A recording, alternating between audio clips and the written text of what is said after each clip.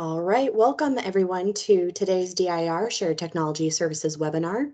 We are recording today's presentation and will be making it available to our listeners after today's webinar through our external portal.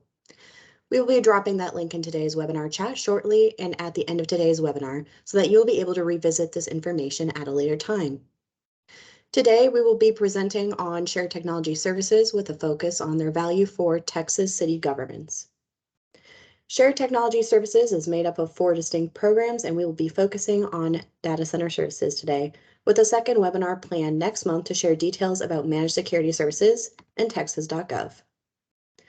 My name is Elise McCullough, and I am the Outreach and Growth Consultant for the MSI. I will explain shortly what that acronym MSI stands for.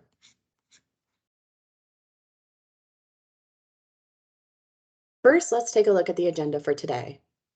We'll be speaking about a few services that sit within Data Center Services program, including Public Cloud Manager, Texas Private Cloud, and Print, Mail, and Digitization. Before we finish today's webinar, I will remind you where you can go access all of the webinars that we put on for Shared Technology Services, as well as how you can get more information and join us in STS. I mentioned my title and that I work for the MSI earlier. The acronym MSI refers to the Multi-Sourcing Services Integrator. DIR Shared Technology Services has multiple parts. You can see here that we're made up of Data Center Services, Texas.gov, Managed Security Services, and the Open Data Portal. The Multi-Sourcing Services Integrator, or the MSI, sits over these programs as a governance arm. In addition to governance, we provide several services such as customer relationship management, a marketplace to include a service catalog, business management, operations management, and service management. What that means from an MSI perspective is that we define the policies and procedures that all of our customers and service providers follow. So no matter which piece of shared technology services a customer is consuming, and no matter the size of the organization, their experience is the same. We have a single invoice, one service catalog, one service management manual, and one configuration management database for our entire enterprise. The MSI works with 8 other industry-leading vendors to provide STS to the eligible customers in the state of Texas, such as our target audience for today, city governments. You can see here a graphic of the Data Center Services program. This is the root of Shared Technology Services and where we got our start about 10 years ago. Our goal is to support the infrastructure and the security of the state of Texas and to allow our agencies and other state agencies to focus on their mission instead of worrying about managing IT services. We started with the Data Center Services program and have continued to evolve it over time. We later expanded to add other services such as Texas.gov and Managed Security Services. As part of our next-gen DCS evolution in 2020, we added new elements such as our Security Operations team and Technology Solution Services. Security Operations works as another governance umbrella to make sure that all of the other pieces within data center services are always at their most secure. Technology Solution Services offers those with infrastructure within data center services additional offerings, such as modernization of legacy applications, consulting on future strategies and technology planning, as well as assistance during delivery of projects. You can see 5 different branches within data center services at the bottom and how each of our different services are provided by different best-in-class vendors. So I work for Capgemini, they're at the top, and we have speakers for you today from most of our other representatives, including Rackspace, Atos, and Xerox. We'll be telling you about their services.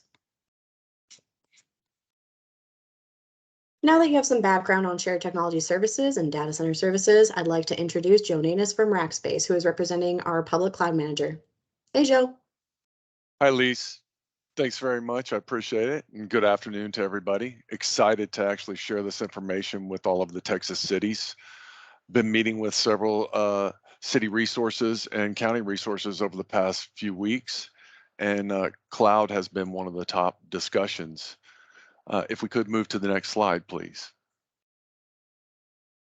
My name is Joe Nanis, and I am part of the Public Cloud Manager, which the acronym PCM pops up occasionally, just so you know from that regards. As the Public Cloud Manager, we are actually providing the overall value and choice with competitive price in a multi-cloud environment for all of the Texas cities as well as Texas counties too. Many folks that we've been talking to about cloud have actually talked about trying to work with smaller cities, some of the larger cities working with smaller cities, developing a consortium.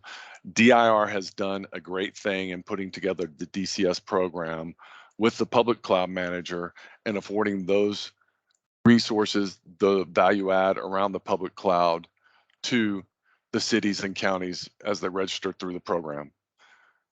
So I encourage any city leader, city manager to look at this and to work with their information technology team to review what the offerings are through the public cloud, to realize the overall value, extending infrastructure as a service, platform as a service, and software as a service, and enabling you to embrace the true power of cloud. You don't have to have cloud experts. That's what we bring to the table for you, is to help through that and help augment what you may need to do on your team.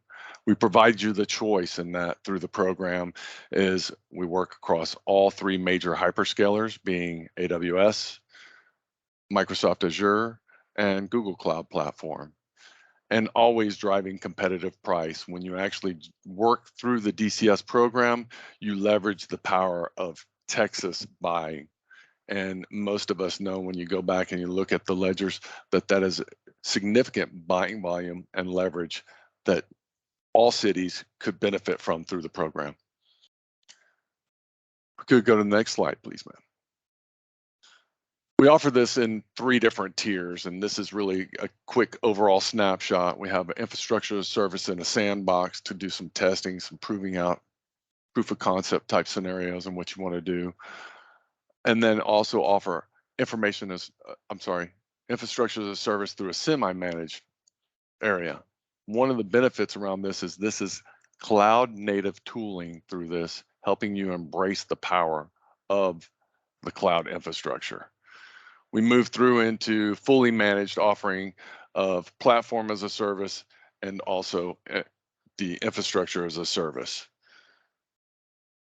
Next slide, please, ma'am.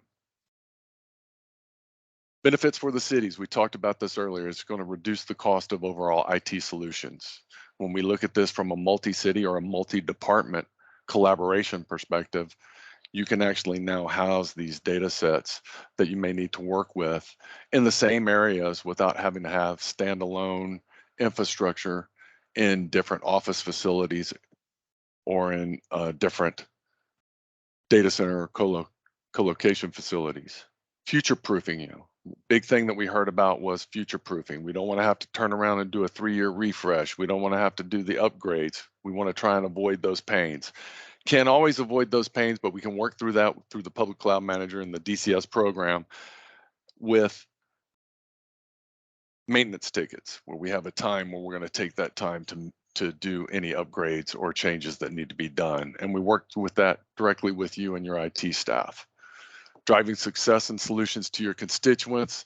This is really an augmentation of your team through the DCS program, bringing skilled cloud experts to the table to assist you, in addition to all of the partners in the program. What DIR's done out is gone out and actually solicited best in breed and gone through the process of selecting down to provide you a great program with multiple partners, where in the outside world we'd be competitors, but together here, we're trying to work to help Texas.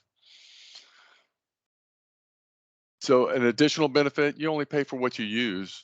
We eliminate the oversubscribing or the capacity planning that has gone through the typical 3-tier architecture when you've had to do that.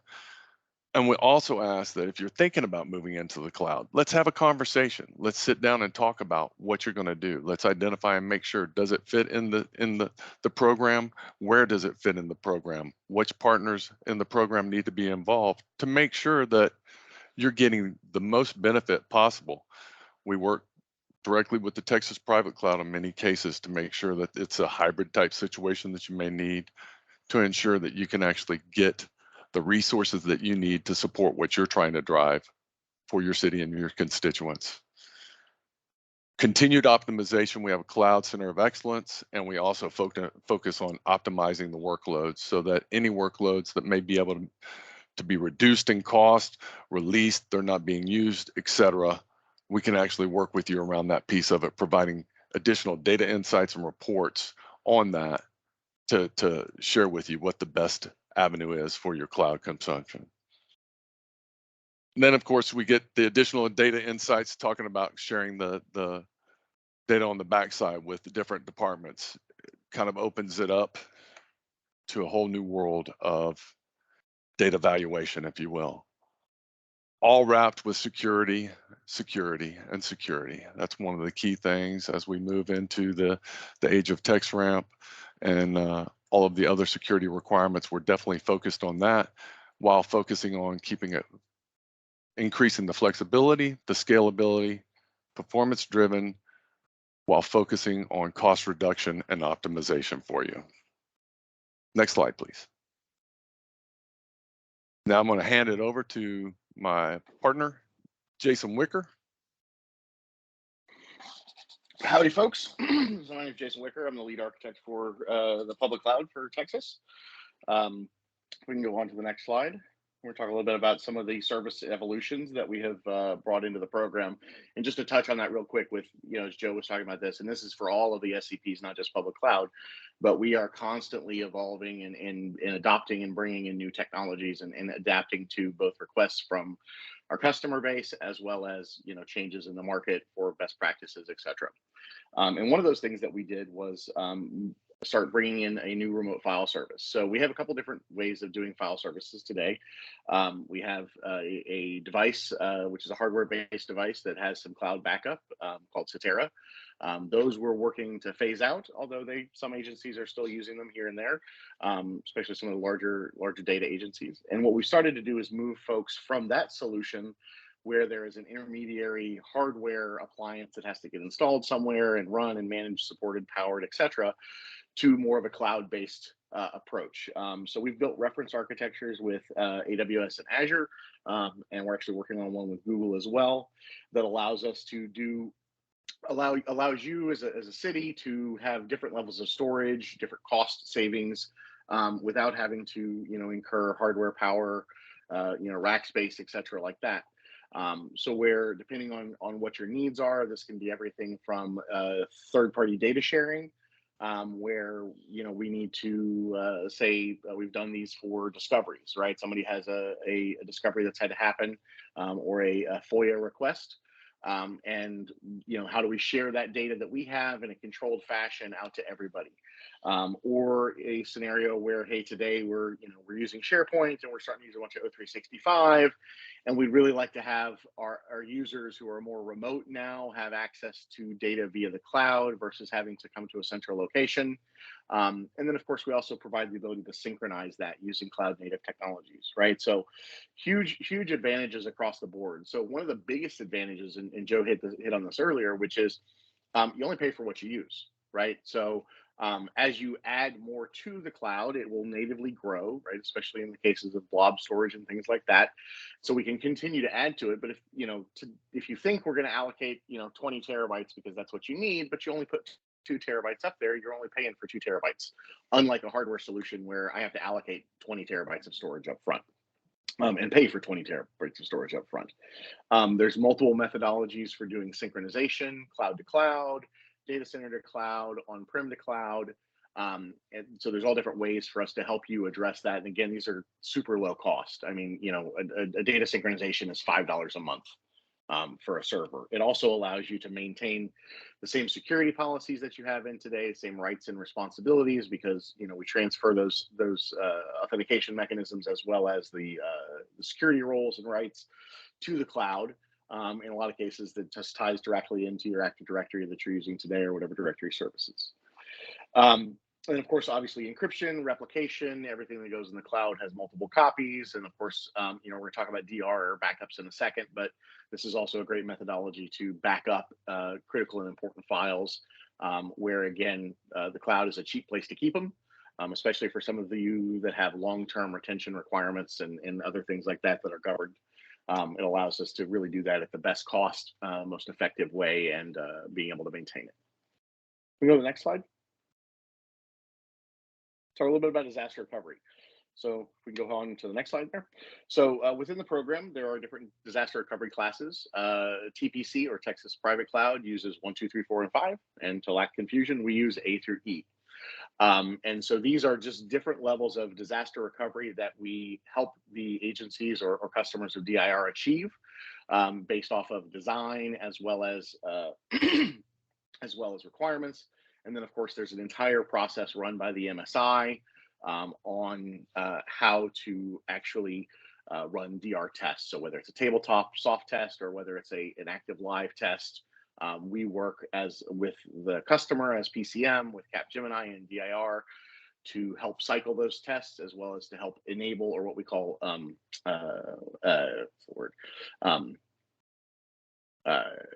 to enable the disaster recovery class on each one of these applications. So today, programs in the public cloud, they have a couple different ones, or in the private cloud, they have a couple different data centers. They're able to replicate stuff back and forth between them.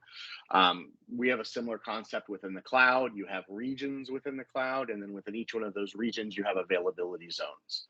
Availability zones are very similar to data centers in the fact, well, they are data centers, but they have that 75-mile or geographical impediment between them that allows for insurance companies to sign off on, yes, that's a DR site for you.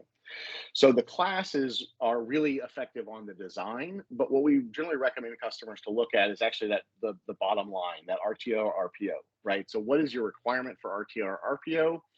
Is you come to the program and you say, hey, we're building this new application, or we already have this application that's in place today, and we need to have we want to put it in the cloud, and we want to have an RPO of, say, 8 hours, 4 hours. So in that case, we're going to design that program to a class C or better. And as Joe talked about, right, we have the Public Cloud Center of Excellence. We have my team of architects, and we work with you and potentially your third-party developers and other folks like that to take this application that was built and then basically spec it to the DR requirements that you have based off our best practices and reference architectures.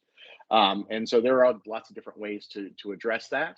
And they tie also to the levels of support, right? So like in the case of the sandbox, your class E, PCM is there to help you, but a sandbox is really a build and destroy environment. We don't really, so if something's wrong, it's recovered from backup generally if you are running that in the sandbox. As we move up the stack, right, class D is a backup and restore. That can also include things like Azure Site Recovery or Cloud Endure from AWS, depending on how the configs are set up to help speed those processes back up. We also take into account anytime we do a DR at any of the higher levels, existing network, making sure that network configuration is replicated over. We really try and cover every last bit of requirements for you, from down to, do we have enough IP addresses? Are the subnets created? Do we have our users in groups? All of those things. How long do we anticipate to run this disaster recovery environment? In all of those things, we work together with you to then help architect that design, either of a move to the cloud or a new application in the cloud that meets these requirements.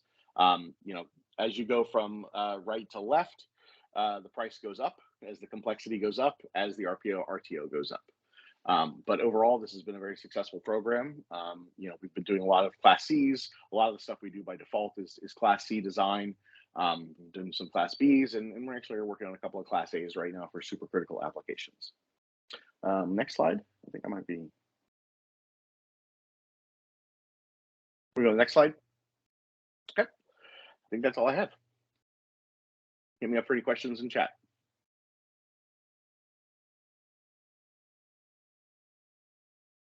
All right, thank you so much. We would also like to welcome Margie, who is going to tell you about Texas Private Cloud. Welcome, cities. It is an honor to present to you today. We'll go to the next chart. We have Margie Powers. I'm the client executive for Autos. Autos has been a partner with Texas DIR since 2012. So we've run the data center, and we're considered the Texas Private Cloud in that we do run the Texas-based Tier 2 data centers. We have 2 of them, one in Austin and one in San Angelo. I'll talk a little bit about it being secure and then scalable, agile, and affordable. We have on the data centers the 24/7 logical and physical security monitoring. We also have some pre-configured server network solutions built in private cloud. What does that benefit a city? Your Texas data remains in Texas. There's no single points of failure. There's no guesswork for security. It's all built in. And then device failure won't result in data loss. Scalable. Well, we have multiple storage tiers that we offer. Again, this is high level pres. We'll be happy to get in more detail if you guys are interested in the storage tier levels. We also have backup as a service, which is pretty appealing for anyone that just wants to join the program, get a taste of the DIR program. I would recommend that. It is built-in disaster recovery with it, which is really good for your disaster recovery levels. How do you benefit? You choose what you want and what you need. This does accommodate smaller agencies. And when I say an agency, I'm including education institutes, cities, counties, etc. But we also definitely accommodate the larger scale as well. Why we're agile, we have an on-demand storage. We do a quick ramp up. I know with COVID happened back in 2019, we accommodated our clients. We had to expand very, very quickly, and we were able to help them with that. So we do have that proven record. With our software-defined network, we're able to have fast clients have fast access. We're also very cost effective. When you need it, what you need, that's what we're there for. From an affordable perspective, we are happy to announce the dark capacity service offering, which we started offering in January. This complements your DR structure. If you want to improve in your DR area, dark capacity is very cost effective. Instead of standing up a server environment itself, you would reserve the dark capacity, which is about 20% of the cost, and it'll also make your DR posture very healthy at that point. How will you benefit? We have multiple platforms. If you have a database environment, we've got Oracle solutions, several of them, that are very affordable as well, that can help you with your database solutions. Next page. We have the private cloud disaster recovery that's built in to what we offer in the data centers. We do have about 5,000 workloads, including the mainframe within the private cloud, but we do have about 1,000 servers with the disaster recovery today that we offer. And these are the classes 1 through 5. The class 1 being the highest, and then class 5 being the lowest. We do have the RTOs, RPOs, very similar disaster recovery, just like the public cloud manager has presented as well. But it's good to definitely take a look at these closer. Go to the next page. Private cloud also offers the backup as a service. That's the one I mentioned. If you want to get a taste of the program, I would highly recommend this. It's a service offering that we back up the data via the auto standard backup tools. We use Avamar, network, or data domain, but the heavy emphasis is on Avamar. Autos will provide the agent for you, which you can install quickly, and then you select what you'd like to be backed up and the frequency, as well as the retention period. This has been very, very effective for these agencies we've onboarded in the last several years. They've been very comfortable, and they've expanded their services to add more like production servers, etc. Next page, please. To complement the backup as a service, we also have the dark capacity, which is what I mentioned, your DR classes 1 through 4. Basically, what's happened is the reasons customers have let us know that they're not utilizing the DR 1 through 4 is because it's quite costly. So Autos and DIR, we jointly developed the dark capacity offering. It is a reservation. It'll be dormant until you have a DR event or you conduct a test. During that test, we would turn these on, and it could be used for classes 2 through 4. 5 is not available because 5 does not have an RTO, RPO. But this is very cost effective. It's a fraction of a cost to stand up an environment, and it does complement your backup as a service very nicely as well. Next. These are just the classes 1 through 5. I've included a description. CDC stands for Consolidated Data Center. We have 2 of them. And then we have the remote sites. I want to put your emphasis on class 4, because that's, if you have backup as a service, you would want to focus on class 4, which is 48-hour RTO RPO. It is for dedicated, repurposed dark capacity compute, and you could also purchase the dark storage along with the dark capacity. It is backup based. With the automation, we've made it much more appealing, so it makes it much nicer. But class 5, we don't recommend, because if something were to go down, the supply chain may be an issue to try to get things going. Next one, please. We have also the Texas Mainframe. We manage 4,000 millions of instruction per second in the 2 consolidated data centers. We do have the state-of-the-art technology. We've got the database support. We have the all-flash encrypted REST, which makes it a little bit nicer. And then your data protection and security is all built in. We have had a very good experience having high customer sat in this area, as well as our service level agreement attainment. We've been able to meet it throughout this whole duration. We have highly automated the environment, and it's allowed us to be cost competitive for application usage.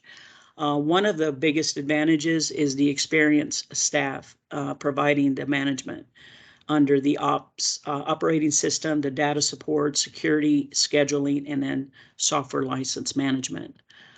We do offer the semi-managed, fully managed, and limited support as well. So again, this is high level. If you guys would like to deep dive a little further, we'll welcome you all to visit our data centers here in Austin. Thank you. Great, thank you, Margie. Now we welcome John to talk about print, mail, and digitization. Good afternoon. My name is John Heatley. I'm the Service Delivery Executive for Xerox, and I have oversight responsibility for the print, mail, and digitization service offered by the Data Center Services Program. We've been a supplier to DCS since 2007, so we were part of the original implementation back in 2007. We consolidated 15 different state agencies into the Austin Data Center, where we run a leveraged print and mail operation. And we've also added digital delivery of documents as part of our service offering. So next slide. So the value of this service to the state is that we've consolidated all of the major agencies of the state into one production, print, mail, and digital delivery operation. And in doing so, every agency, whether they be big or small, gets the leverage and the benefit of the size of the other agencies, in which case also cities, other governmental entities are now able to come into the program and enjoy that leveraged pricing regardless of how much volume you're producing. We are priced based on service level. So if you have a same day, next day requirement, you pay a little bit more than those who can do third day and beyond. So that's our pricing scheme, but everybody gets the benefit and the value of the volume that is being produced by the entire state. So some of the services that we provide, I mentioned digital document delivery. We are doing this today for a number of different agencies where we are actually taking their print files, parsing out those documents that they want delivered digitally, indexing them, and putting them into either their repositories or delivering them back to them in some other method that is usable for the agency. An example of this is Workforce Commission. We've been delivering digital documents since 2013 to them. They go into their FileNet repository. And if you are an employer, an employee, you can go into that repository and view your documents through their FileNet system online through their web portal. Much more efficient, much more quick delivery than the traditional method of printing, inserting, and mailing, which we still do quite a bit of, as I'm about to tell you. This was a particularly important feature during the pandemic. where our volumes balloon from the roughly 5 million digital images that we present on a monthly basis up to over 20 million. Our systems are scalable, and we're able to grow in proportion with the requirement that we received from, in this case, agencies, but all over the state. In addition to pushing files into your repositories, we have the ability to leverage other data repositories such as SharePoint. We are capable of working through the Microsoft API in order to automatically deliver images into your SharePoint instances. So an example where this is applicable would be, for example, if you had statements that you were mailing out and you wanted people within your agency to have a digital version of those, we could print, mail those statements out and provide you back a digital copy into your SharePoint instance that could be used by, for example, your customer service folks in order to be able to answer questions about those statements. A very popular application for digital images. So it's a robust feature that we have where we take documents that are intended to be printed and are not viewable, but we do convert them to PDF, index them as necessary, and push them into the needed repository. I mentioned already economy of scale. We are doing about 30 million print images per month from our center in Austin, which equates, do the math, about 1 million print images per day are coming through our shop. We're running really high-end production printing equipment, and the majority of those images are going out into the mail. They're being inserted into envelopes, as you can see in the bottom left-hand quadrant there. That's the representation of mail, but we're mailing between 7 and 10 million envelopes out to constituents all over the state. So we're a primary communication vehicle for the agencies that we support and the constituents of the state. Some of the examples that you may see in your own mailbox would be like a automobile renewal notice. If you get an automobile title, if there's any kind of communication coming to you from Department of Insurance or from any other agency that we support on applicable ones that we do, including Health and Human Services. So all the major agencies are running work through our systems today. Also, the data that we handle is private. Everything we handle is either PHI, PII, FTI, and in case of the area that we support over in Huntsville, it is CJIS data. So all of our systems are highly reliable and are using state-of-the-art technologies such as 2D barcoding, mail run data files, camera-based scanners at every possible position inside of our system in order to track every piece of paper that we process all the way through our system. Our system has proved over the period of time from 2007 to today to be highly reliable and very secure. We also have other types of technologies in place to help us automate other work processes that are typically very labor intensive for the agencies that we support, including things like creating certified mail. We have a mechanism for receiving data in an automated manner, registering that with the post office, printing and inserting on our automated equipment, and putting that mail out certified so that you get all that tracking information back in a real-time method or in a automated method back into your systems. So we have that kind of capability. We're also able to do that for Federal Express and other shippers as well. We're reliable. We have a 7x24 operation. Our SLA performance is really strong. Obviously, DIR monitors that through the MSI on a weekly or daily basis, actually. So we're consistent with our SLA performance. And as you've heard from other service providers, we do have a DR solution for our capability. We have a contract with a company called MailGuard out of Philadelphia, where we've actually located server technology, and we do real-time replication with that location in Philadelphia. We have paper envelopes stored up there. Materials are a key part of what we do, and it's a hardened facility up there. We are able to have RTOs as short as 4 business hours, which is a real benchmark in the print and mail area. Next slide.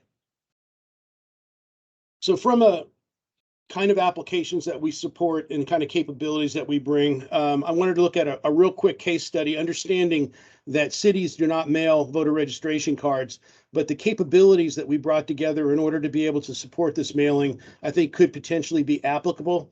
So in this case, we had a county who needed to mail out approximately 200,000 voter registration cards.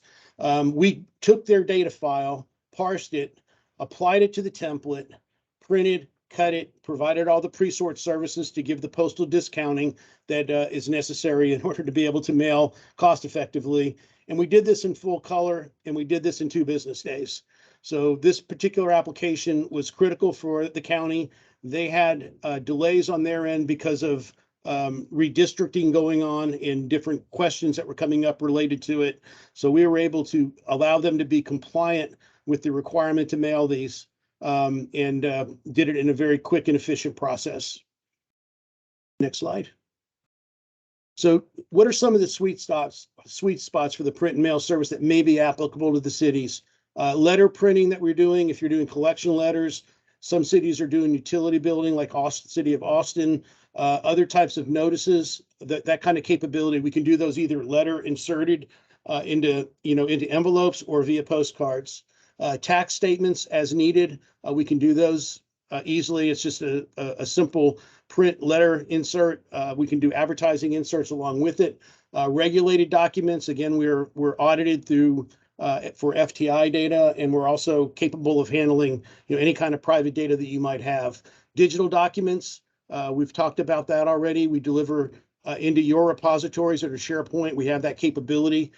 We have a very robust print management system, which allows us to do a lot of scripting and automation within the covers of our servers so that we're not using labor to do it on the back end. Specialized documents, today we're doing registration stickers. We do library cards. We've already seen the voter documents that we do. We can do composition. We can take your files, produce them as we talked about with the voter registration. And one that you may not think about, envelope production. If your city is having issues with getting envelopes because of supply chains, come talk to us. We're purchasing on behalf of the state approximately 100 million envelopes per year. Our suppliers prioritize us. They're purchasing supplies for us in advance so that our customers are not going to be disrupted by supply chain. And that includes things like paper as well. We have the ability to get paper directly from mills. Xerox has an enormous footprint in this business, and we have priority with the paper suppliers as well. We have the ability to do large volume mailings. Obviously, we have, we're putting out, hundreds of thousands of envelopes a day out of this location. We can scale. During the height of the pandemic, we were doing, we scaled up to in the neighborhood of 13 million envelopes in the largest month during the pandemic. We have partners that come in with pre-approved facilities, so we can scale up. And then as you don't require the service, you don't pay for it. We can do low volume mailings. As I mentioned earlier, we're based upon the entire aggregate volume that we support. So as a small entity, you get the same pricing power as a state agency that's mailing out millions of documents. So if you have other requirements, reach out to us. We may be able to help provide cost-effective solutions for anything related to the document space. And I think that's my last slide. All right, thank you, John. Now that you've heard all about these services, you might be wondering what's next. And if you're interested in getting to more information or setting up time to speak with one of our SMEs, check out our external portal. In the external portal, you will find several resources available for your inquiries. This is a public-facing website that you can access at any time. A few helpful items might include the service offerings catalog and information about our upcoming webinars. And here's an example of our service offerings catalog.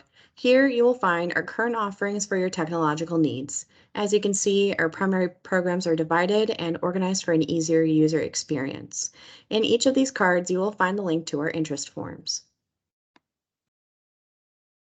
Here's a picture of our interest forms. Fill it out with all the programs that interest you and make sure to provide additional information if needed. When you fill out a form, it goes directly to my email and I will answer your inquiries from there. We will get your question routed to the appropriate contact within 2 business days. If you're a current customer, please submit an RFS or contact your designated CRM, as that will save you a step and some time when finding a solution. To find out more, please see the External Portal's eligibility page to see if your organization qualifies. On the right, you will see the contract document previews, which are essentially the documents your organization will need to sign before receiving services. With that being said, thank you so much for attending this webinar. I'm going to stop the recording and I will be on to answer any questions.